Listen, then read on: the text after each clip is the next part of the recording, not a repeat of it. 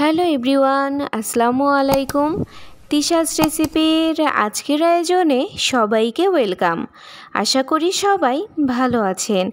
আজকে আপনাদের জন্য নিয়ে এসেছি অল্প সময়ের মধ্যে এবং খুবই সহজভাবে আমদুধের পুডিং।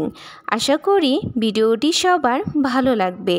চলুন আর কথা না বাড়িয়ে শুরু করা যাক। চুলায় একটা হাঁড়ি বসিয়ে দিয়েছি। এখন এর মধ্যে দিয়ে দিচ্ছি দুধটা আমি ভালোভাবে ফুটিয়ে নিব। এখন এর মধ্যে দিয়ে দিচ্ছি হাফ কাপের কম চিনি।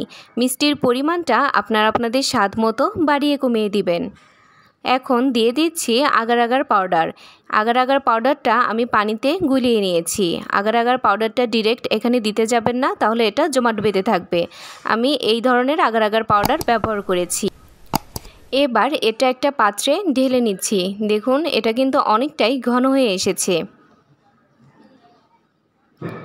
এবার এটা আমি 1 ঘন্টার জন্য ফ্রিজে রেখে সেট করে নিব।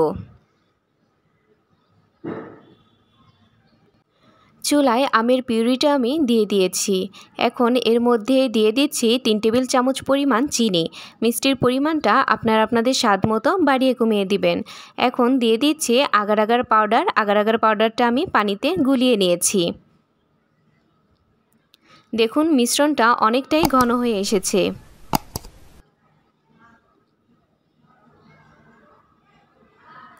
আর এদিকে দুধের মিশ্রণটাও সেট হয়ে গিয়েছে। এখন এর মধ্যে আমি আমের মিশ্রণটা দিয়ে দিব। দেখুন দুটো আলাদা লেয়ার তৈরি হয়েছে এবং একটা আরেকটার সাথে মিশছে না।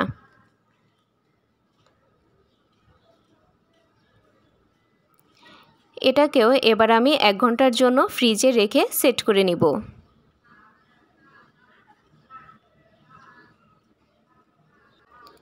প্রায় 1 ঘন্টা পরে দেখুন আমের মিশ্রণটাও সেট হয়ে গিয়েছে। এখন পুডিংটা আমি মোল্ড আউট করে নিব। দেখুন পুডিংটা ইজিলি মোল্ড আউট করা যাচ্ছে।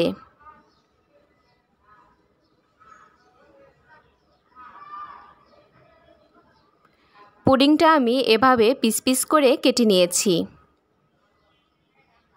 দেখুন পুডিংটা দেখতেও কতটা লোভনীয় লাগছে।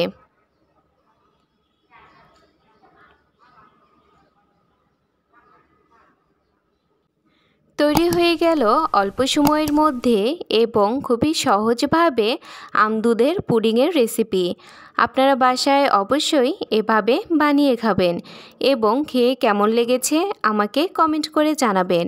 আজকের ভিডিও এই পর্যন্তই। সবাই ভালো থাকবেন, সুস্থ থাকবেন এবং অবশ্যই আমার চ্যানেলটা সাবস্ক্রাইব করে আমার পাশে থাকবেন।